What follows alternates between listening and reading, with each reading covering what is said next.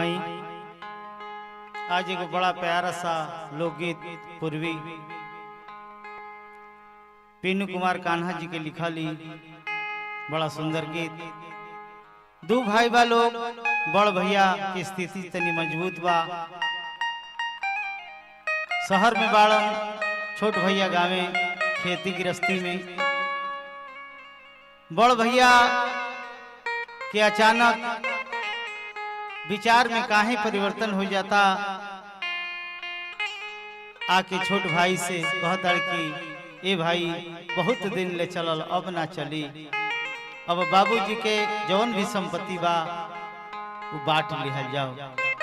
छोट भाई के ये बात सुन के बड़ा ही घात पहुंचल, आंख में लोर भर जाता। कहता रे भैया आज ऐसा काहे बोल रहा। आई बड़ा प्यारा स्वभाव पीनू कुमार कान्हा जी के कलम से।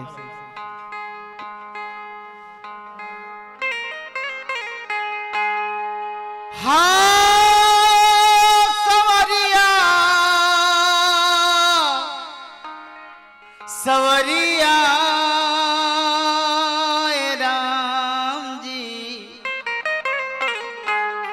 सवरिया सवरिया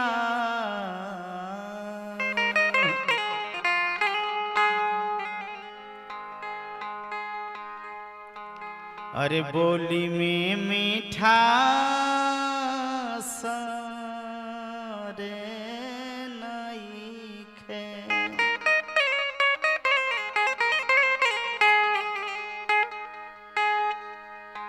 बोली में मीठा सा नईखे,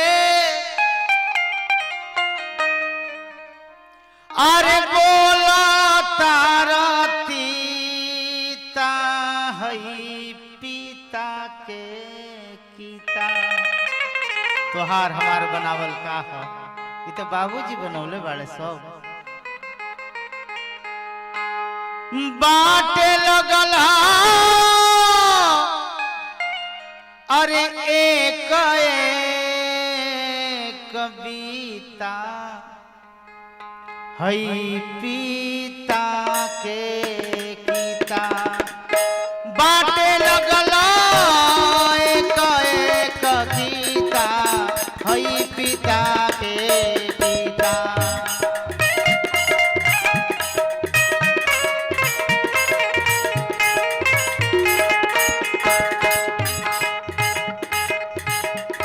बोली में मिठास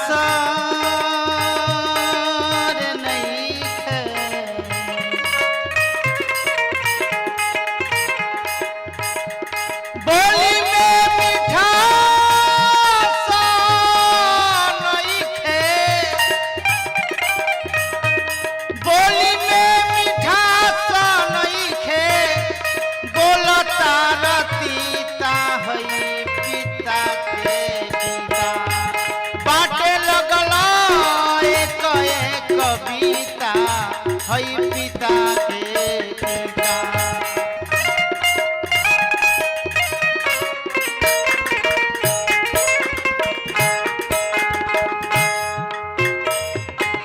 कहता लोग पंच सरपंच के तू मीन के मानला। पंच सरपंच पंच सरपंच पंच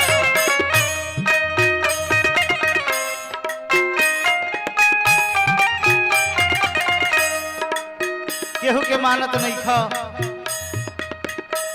अपने मन के जीवन तहरा बुझाला उहे करत। पंच सरपंच के ना माने लाया मीन के,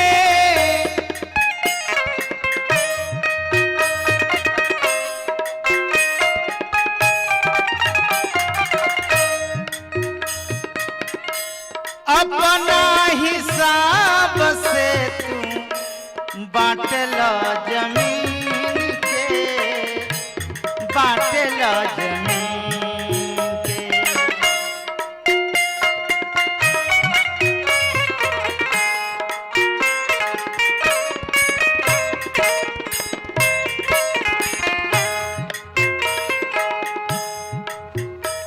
जैसन जैसन मन करता वैसे वैसे करता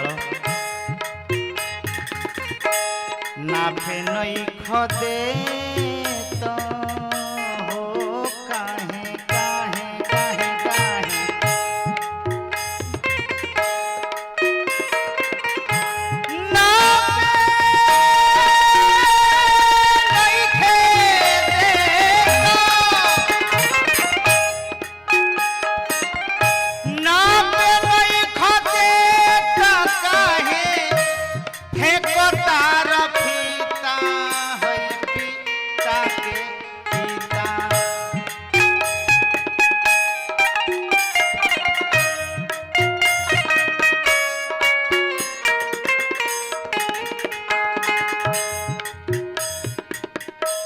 बाटे लगला एक एक कविता हई पिता के पिता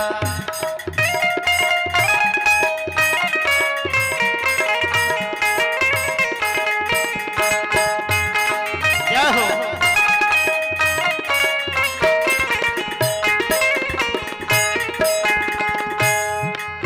कहता भाई हे भैया वो दिन कैसे तोहरा भोज पड़ गई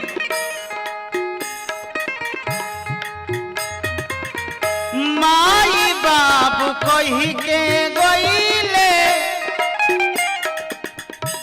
छोटा के मनिहा माई बाबू कही के गईले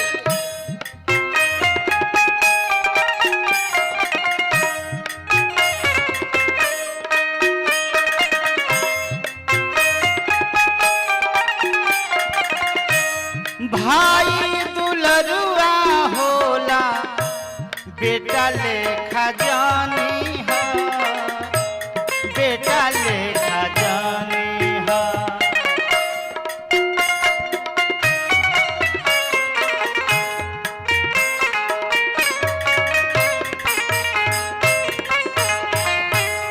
बाकी भूली गईल काहे हो भैया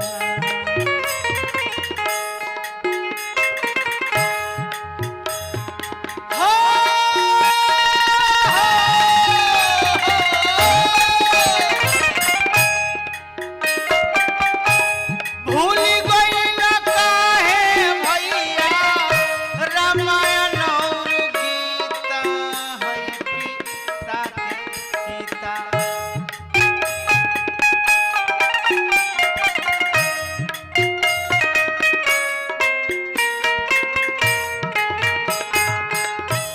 बाटे लगला काहे पिता बीता हई पिता के पिता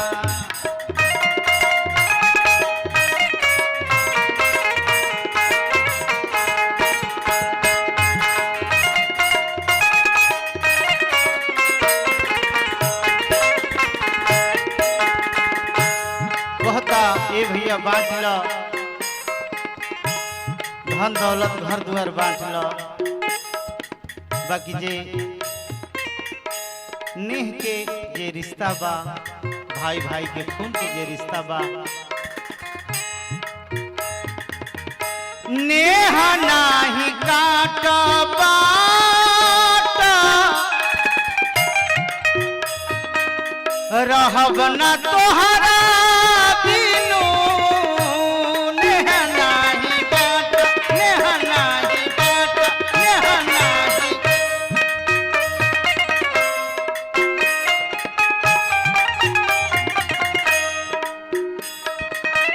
जैसे कहो सही तोहा बात मानी पीनू बात मानी पीनू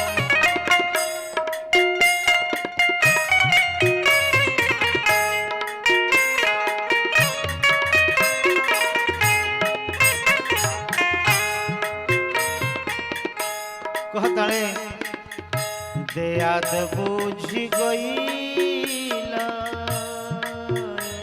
संजय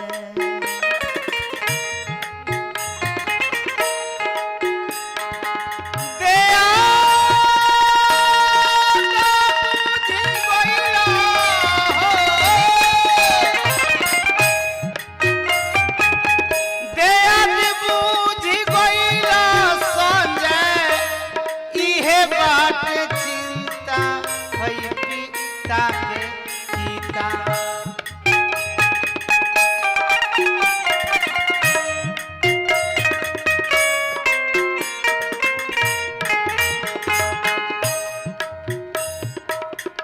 बाट